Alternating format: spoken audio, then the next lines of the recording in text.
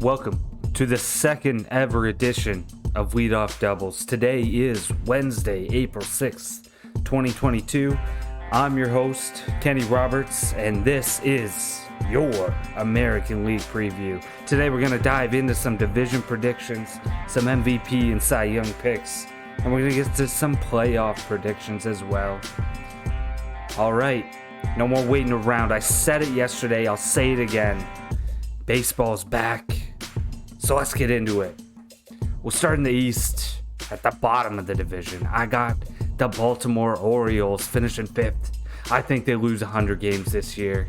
Not much on the horizon right now for the Orioles. They got a couple young guys on the roster. Center fielder Cedric Mullins, Ryan Mountcastle, John Means. He threw a no-hitter last year. That's about it. Not much of a reason for the Orioles fans to come to the ballpark this year. We'll see if they can make some strides and shore up the roster for next season.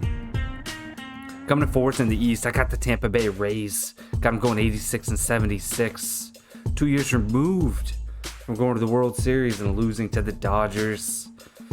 I think it's a regression year here for the Rays. They don't have many big names on their roster. I know that's kind of the Rays style, but I think this is the year that it kind of catches up to them.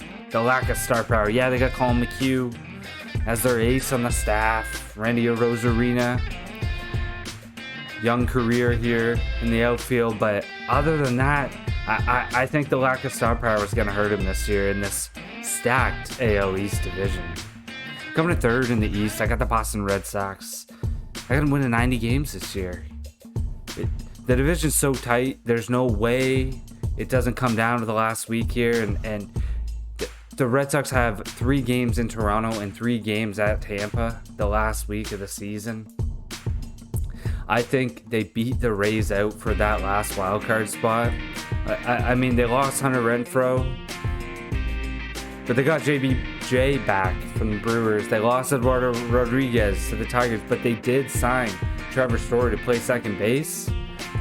And the top 5 of their lineup here with Hernandez, Story, Deverts, Bogarts, and JD Martinez, it's as dangerous as any top of the lineup in the American League. I think the Red Sox win a bunch of games and exceed expectation a bit this year.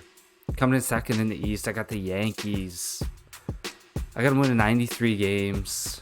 I think with getting Luis Severino back for a full season, hoping to stay healthy, and of course, Cy Young favorite Garrett Cole leading the rotation off.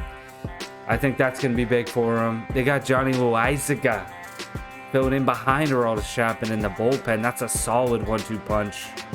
As good as any in the American League. They got Rizzo back. Gallo, a full season at Yankee Stadium. We'll see how many homers he can hit. I think Stanton gets right this year. And I think Aaron Judge could lead the league in homers. Yankees finished second in the East. Coming in first in the AL East, I got the Toronto Blue Jays. Got them winning 94 games this year. They've made a few solid additions to the roster this year. I mean, they lost Marcus Semien in free agency to the Texas Rangers, but they made the big trade for Matt Chapman to play the hot corner. They did lose Robbie Ray to the Seattle Mariners, but they did sign Kevin Gausman coming over to bolster that rotation. I mean, this Jays team, they're just so balanced. The lineup, the rotation, it's solid from top to bottom. I mean, they had to trade Randall Grichuk just because they're so deep. They just had to get rid of him. Anyways, the Jays win the AL East and advance to October. All right, let's move to the Central. Coming to 5th, we got the Cleveland Guardians. They got them winning 65 games this year. They haven't really been willing to pay anybody in free agency, and they just lowballed their star third baseman, MVP candidate, Jose Ramirez. Of course, he signed the 5-year extension today, $124 million. I think he's a guy that deserves 30. He settled for 25. Not much on the horizon here for the Guardians, and Shane Bieber, he's He's probably the lone bright spot in the rotation here. I mean, they got a couple good arms in Zach Plesac, Tristan McKenzie, the Canadian Cal Quantrill. But Bieber's going to get traded inevitably at the deadline. Going to be a tough year for Cleveland fans.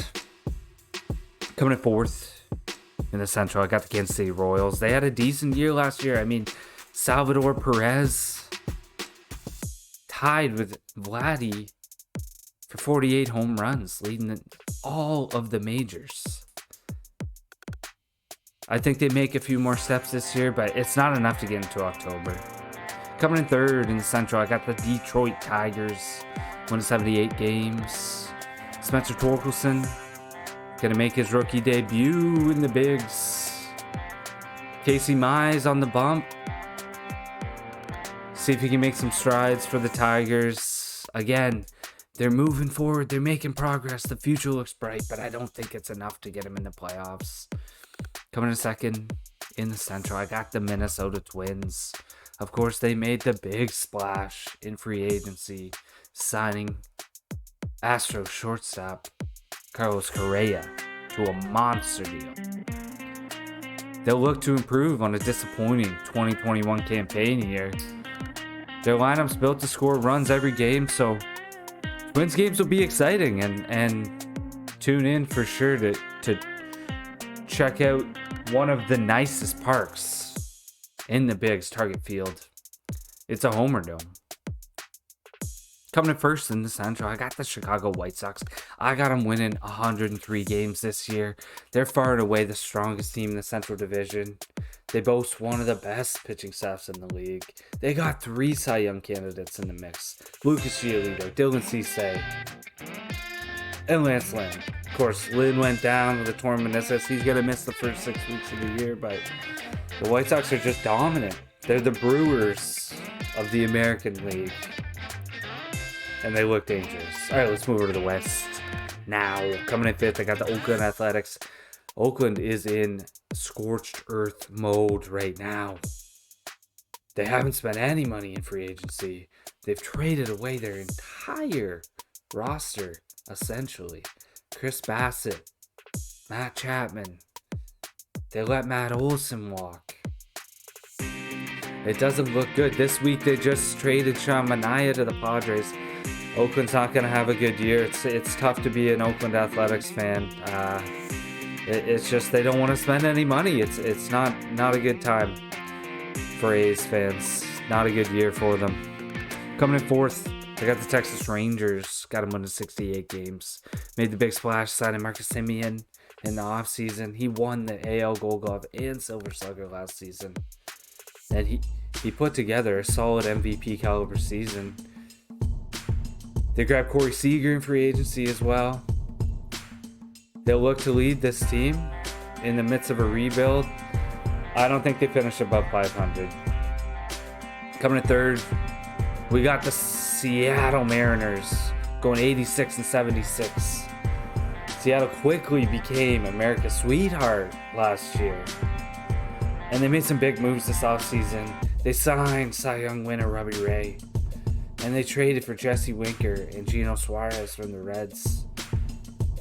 They narrowly missed the playoffs last year, and I think they'll be right on the bubble again this year. Look for the Mariners to make some noise late in the year. Coming in second in the West, I got the LA Angels. They got Mike Trout returning from injury, and Shohei Ohtani's going to try and build on that MVP season last year. Picked up Noah Syndergaard to bolster the rotation. I think the Angels finally make a push at the playoffs for Trout. He spent his whole career there. He's only been there once. It's a tough look. But I think they make some noise here and potentially make it into October. And coming in first, the Houston Astros, winning 93 games. Yeah, they lost Carlos Correa, but they're hoping Jeremy Pena will fill in for him at shortstop. The big thing with the Astros is the rotation. They got Justin Verlander coming off Tommy John surgery. They got Lance McCullers Jr., another Cy Young candidate. They both could finish top 10. They're going to be pivotal. should the Astros want to make another run into late October, I like the Astros to win the West. All right, let's get to some MVP picks. Like we did yesterday, we're going to do it in tiers. We got the favorite tier or the first tier. We got the second tier, and then we got a long shot for you. So our first tier selection, our guy, Vladimir Guerrero Jr. He arrived last season, hitting 48 homers. He led the league in runs scored. And Matt Chapman's arriving to fill the void left in the lineup by the departure of Marcus Semien.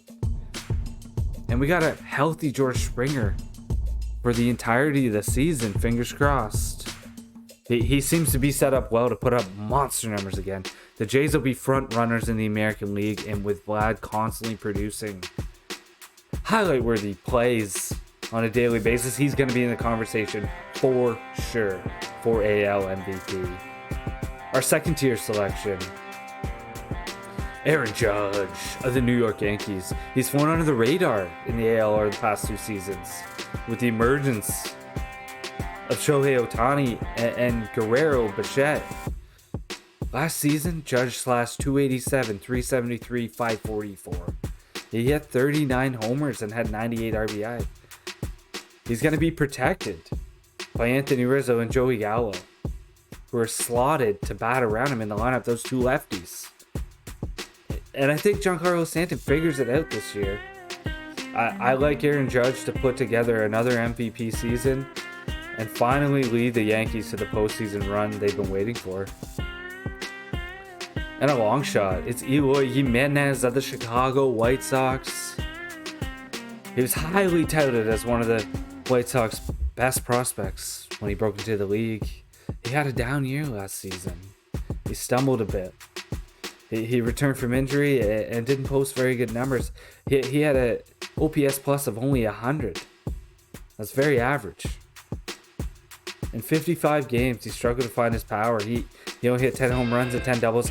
I think he has some positive regression this year. He bounces back, exceeds his expectations, and he's going to help the White Sox finish with the best record in the American League.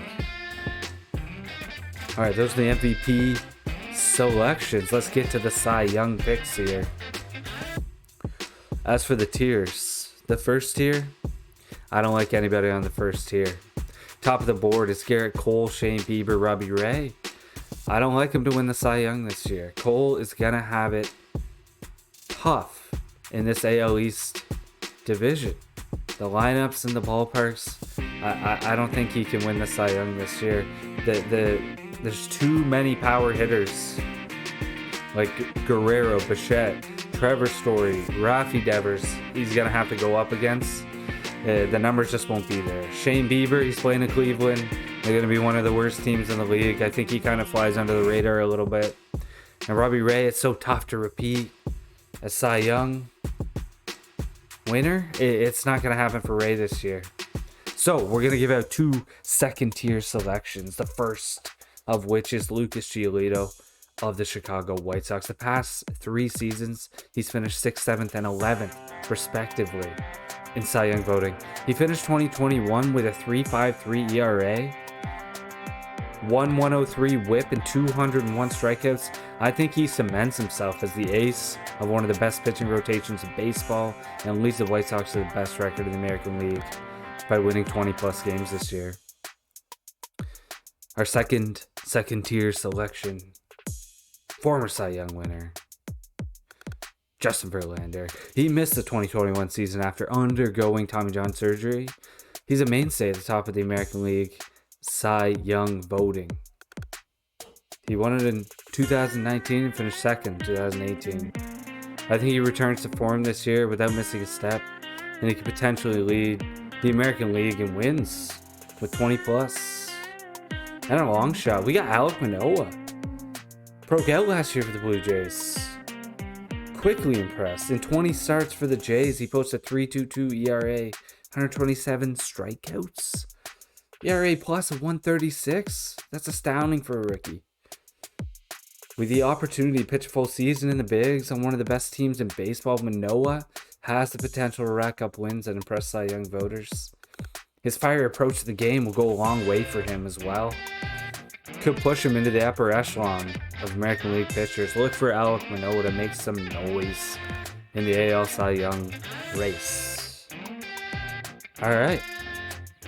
There's Cy Young picks for you. Let's get to the playoff picture, what everybody wants to hear. We got the number 1 seed White Sox and the number 2 seed Blue Jays. Both these teams will get a bye with the newly expanded playoffs. As for the wild card series, we got the 3 seed Houston Astros winning the AL West, taking on division rivals LA Angels. I think Ohtani beats Verlander in Game 1, McCullers wins Game 2, and somehow Trout and Ohtani combine to beat the Astros in Game 3 as the Angels shock the world and advance to the ALDS. 2-1 Angels. In the other wildcard series, we got another division rivalry. We got the New York Yankees taking on the Boston Red Sox. This rivalry is going to have a new chapter this year as these teams face off in a best 2 of 3. Last year, it was just a 1-game wild card. I think the Yankees pitching finds a way to get it done. And they silence the Red Sox bats to get revenge after last year's loss to Boston. I think the Yankees take it 2-0. Hey, let's move on to the division series. We got the 1 seed White Sox taking on the 4 seed Yankees. I think the White Sox pitching is just too much late in the series. Judge has a few big moments in the Bronx, but the Yankees lineup goes cold on the road. I think the White Sox win this in 5. White Sox 3-2. And for the other division series, we got the 2 seed Blue Jays taking on the 6 seed Angels. After the Angels shocked the Astros in the wildcard series.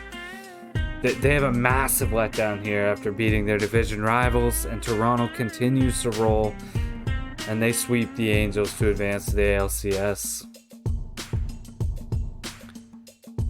Alright, let's move on to the ALCS. We got the White Sox taking on the Blue Jays. This is going to be the matchup every baseball fan is waiting for come October. 2 stellar pitching staffs mixed with 2 explosive lineups. It's going to be an instant classic for the history books. Who takes it home? It's a coin flip, but I give the edge to Toronto as the Canadian faithful. Give Toronto a boost at home. I think Toronto takes it 4-3 and advances to the World Series. And for our World Series prediction, if you listened to yesterday's show, you know we have the Padres beating the Brewers in 7 in the NLCS to advance to the World Series. And they're going to be taking on the Blue Jays. And as it always is in October and November, pitching's going to be key. Both these teams have solid pitching staffs right now. They're evenly matched, so I can see this series going 7 games easily.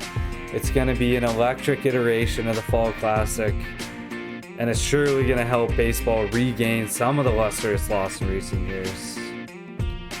I think Toronto takes it 4-3. Thanks for tuning in, folks. Follow us on Twitter at Leadoff Doubles. Follow us on YouTube. Hit that subscribe button. Follow at Signature Wins on Twitter and visit www.signaturewins.com for all your picks. I mentioned yesterday, we specialize in MLB totals here. We have a mini database. We work on it daily. Check us out. We're going to be throwing out quite a few picks this year for MLB totals. Again, thanks for tuning in. Let's get fired up for this baseball season. But that's it for today. We'll see you tomorrow.